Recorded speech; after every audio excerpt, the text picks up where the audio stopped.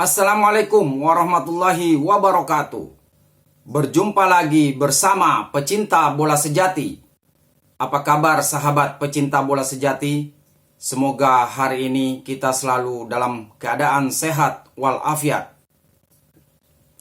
Hari ini saya akan membagikan video kekalahan timnas Indonesia dari Jepang bukan karena Ragnar Oratmangun. Untuk mengikuti informasinya lebih lanjut, mari kita simak videonya bersama-sama. Bung Binder Singh. Bung Binder, sehat? Sehat. Gimana? Agak lemes ya hari ini ya? Saya setelah pertandingan semalam, jujur sakit kepala. Sakit kepala, gak tahu kenapa sakit kepala. Ya mungkin juga karena timnas kalahnya telak ya. Kalau kalahnya mungkin 1-0 atau maksimum 2-0, atau mungkin kita kalah tapi bisa mencetak gol, mungkin beda cerita ya. Tapi kalau kalah sampai kemasukan 4 gol, kemudian tidak bisa menciptakan banyak peluang yang berbahaya ya, atau istilah di statistik tuh on target, ya sakit juga kepala ternyata semalam. Dan saya bisa tidur tapi 3 atau 4 kali kebangun, jadi sama juga bohong kan. Artinya gak pulas juga tidurnya, karena terus berpikir, ini sekarang kan timnas yang sudah beda ya, bukan timnas yang 2 atau 3 tahun yang lalu, yang pada saat itu Shin Tae-yong lebih banyak memakai pemain-pemain muda kan, 2 atau 3 tahun yang lalu kan.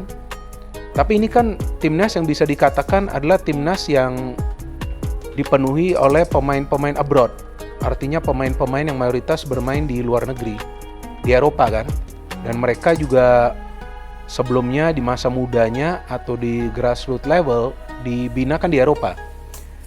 Jadi tentu pada saat sekarang timnas kita dipenuhi oleh pemain-pemain yang berkualitas, ya wajar sih jika kita berekspektasi agar timnas kita bisa membuat kejutan. Kita mengatakan kejutan kan, bukan berarti kita berekspektasi timnas harus mengalahkan Jepang, kan nggak seperti itu. Kalau yang saya mengikuti di sosial media sebelum pertandingan lawan Jepang 2 atau 3 hari sebelumnya, ekspektasinya itu adalah agar timnas bisa memberikan kejutan. Kalau tidak bisa memberikan kejutan, berikanlah perlawanan. Kalau kita lihat pertandingannya, sebetulnya kan kalau kita lihat di atas kertas kalah dari segi manapun kalau menurut saya. Dan apakah memang kemarin itu kekalahan yang tidak cukup puas untuk seorang Bung Binder secara permainan? Secara permainan kalau saya lihat timnas kita hanya tampil dengan permainan yang benar ya. Itu hanya sekitar 20 sampai maksimal 25 menit. Berarti sebelum gol pertama Jepang? Gol pertama Jepang kalau nggak salah 30. setelah menit ke-30 ya, 34 atau 35 ya. Tapi sampai menit 25, 26 gitu ya masih benar lah. Pola permainannya itu masih kelihatan bahwa oke, timnas kita mau main dengan pressing, nunggu, dapat bola, counter, cari ruang. Dan itu sebetulnya bisa dikatakan sedikit banyak mengganggu lah para pemain Jepang kan. Karena walaupun terciptanya hanya 1 peluang dari Ragnar itu di menit-menit awal, tapi ada juga pergerakan-pergerakan yang berbahaya. Yang Kevin Dix kirim umpan, Strike bisa gocek di dalam kotak penalti, Jakob bisa rebut bola, Kevin Dix bisa menyulitkan Mitoma melewati dia kan. Jadi itu Jepang sebetulnya sudah frustasi di 20 atau 25 menit awal. Tapi setelah itu saya bingung juga lihat nih para pemain kok nggak bisa bermain dengan organisasi permainan. Ya maka itu akhirnya Jepang dengan leluasa bisa menambah gol demi gol. Dan saya pikir seharusnya Jepang bisa mencetak lebih banyak gol atau minimal menciptakan 12-13 peluang yang berbahaya. Tapi tampaknya setelah 0-2 mereka nggak mau ngegas juga, karena mereka setelah ini masih harus berhadapan lawan China. Dan mereka harus perjalanan pulang ke Jepang juga, itu menguras energi mereka. Tapi secara game plan, Bung Binder, saya cukup terkejut. Saya menebaknya ini Indonesia akan bermain sangat bertahan, parkir bus, tapi ini malah keluar menyerang. Bahkan saat kick off pun 6-5 pemain timnas itu langsung ke area Jepang, dan itu tampak lumayan berhasil di 20-30 menit awal. Kalau kita kan melihatnya seperti timnas bermain menyerang ya. Betul. Padahal sebetulnya enggak juga. Karena kalau kita perhatikan seberapa lama para pemain kita itu bisa menguasai bola. Nggak lama. Artinya bukan dengan strategi menyerang, tapi strategi mengirimkan bola cepat ke depan. Transisi itu ya. Transisi aja, main transisi. Kalau Jepang jelas ofensif. Karena mereka lama menguasai bola, mereka coba untuk membuka pertahanan kita, tapi para pemain kita tuh lebih banyak menunggu. Betul, beberapa kali atau mungkin 2 atau 3 menit tuh ada garis pertahanan yang tinggi. Dari timnas kita kan ada kan? Nah, itu wajar menurut saya pada saat memang mau ada transisi, momen transisi. Pemain dari tengah kan nggak boleh turun terlalu ke belakang. Betul. Jadi pemain yang di belakang juga ikut sampai ke tengah. Tapi kalau dikatakan timnas kita bermain menyerang, enggak sih. Di babak pertama nggak bermain menyerang. Seperti yang tadi saya katakan, nunggu dulu, main counter, kirim bola cepat ke ruang pertahanan Jepang kan. Dan itu membuat para pemain Jepang kewalahan juga. Bahkan pelatih Jepang, Hajime Moriyasu juga mengatakan, di menit-menit awal dia tidak menduga akan bermain seperti ini timnas. Agresif, Berani tekan, main counternya juga oke, tapi kenapa setelah itu kok hilang setelah gol pertama dari Jepang? Nah, ini yang menjadi PR tentunya bagi Sintayong. Tapi sebelum kita bahas ke sana, tapi secara transisi artinya memang berjalan ya, karena kan kita tahu dari peluangnya Ragnar itu kan dimulai dari Tom Haye memang menjadi otak serangan, lalu Kevin Dix juga diawali oleh Nathan yang 1-2 di sisi kanan, lebih mengandalkan flank kanan Indonesia ketika menyerang. Tapi memang efektivitas itu Bung Binder, karena sekali lagi sebelum kita lawan Jepang kemarin ketika lawan China, ada beberapa peluang kita yang sudah one on one yang harus kita kill the game tapi tidak bisa dimaksimalkan oleh lini depan. Ini juga menjadi PR catatan kemarin pertandingan Jepang. Jelas, karena finishing sudah menjadi PR dari Sintayong ini sudah lama ya. Artinya bahkan pada saat memang masih banyak pemain muda, persoalannya itu kan adalah creating chances kemudian finish the chances. Betul. Dan pada saat sudah unggul sulit sekali untuk mencetak tambahan gol. Artinya kalau kita berbicara soal finishing, bukan saja finishing dari pemain yang bermain di depan, tapi siapapun pemain yang mendapatkan bola itu. Kalau nggak bisa finishing, ya tentu akan sulit untuk bisa meraih kemenangan. Tapi bahwasannya Ragnar itu gagal memanfaatkan peluang, bukan berarti bahwa karena Ragnar timnas kalah. Nggak bisa seperti itu. Ya kan? Karena kan itu masih di menit-menit awal. Masih 7 atau 8 menit dia dapat peluang itu. Oke, jika dia cetak gol, bisa beda jalan ceritanya, tapi bukan berarti jika dia cetak gol timnas akan menang. Kalau kita berpikir seperti itu, ya bingung juga sih, karena kan masih banyak waktu yang tersisa.